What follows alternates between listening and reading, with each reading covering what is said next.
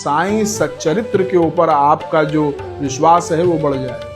साईं सच्चरित्र ये जो बाबा का स्वरूप है, बाबा का शब्दमय स्वरूप है, जिसकी कथा को हम पूरे विश्व में गा रहे हैं। इस साईं सच्चरित्र का आपको एक चमत्कार बता रहा हूं।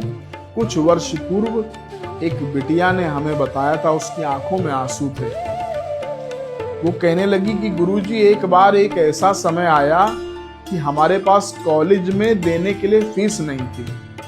उस बिटिया के माता पिता नहीं थे, भाई और भाभी के सहारे उसका जीवन था और एक ही उद्देश्य था कि मैं कुछ जीवन में कर जाऊं। बाबा को बहुत मानती थी, लेकिन अब ये तो जीवन है, प्रतिकूलता अनुकूलता चला करती है, उतार चढ़ाव आते रहते हैं।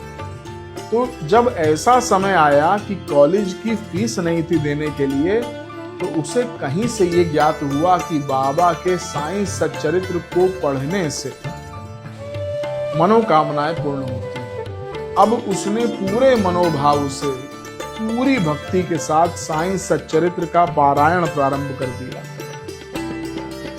और बाबा से यही प्रार्थना कि बाबा मेरे माता पिता आप हो, मेरे कॉलेज की फीस आप भरोगे।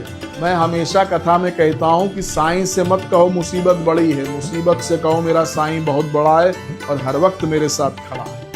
मन में विश्वास का दीपक जागृत करके उस बिटिया ने साईं सच्चरित्र को पढ़ना प्रारंभ कर दिया।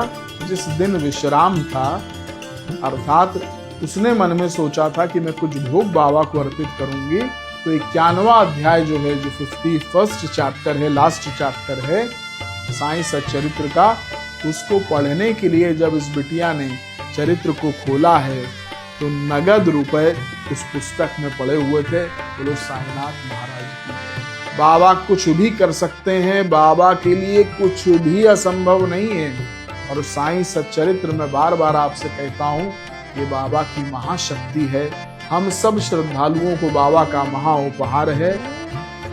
ये ऐसा चमत्कार है जिसे उसने मुझसे स्वयं साझा किया और आज मैं आपको इस चमत्कार को केवल इस उद्देश्य से बता रहा हूं कि भैया अगर आज परिस्थिति गड़बड़ है तो चिंता मत करना, बाबा के चरित्र का पारायण करना, बाबा की कथा का श्रवण करना, बाबा की कथा में आना, तुम्हारी मनोकामना अवश्य पूर्ण हो। जय साईं सच्चरित्र कथा।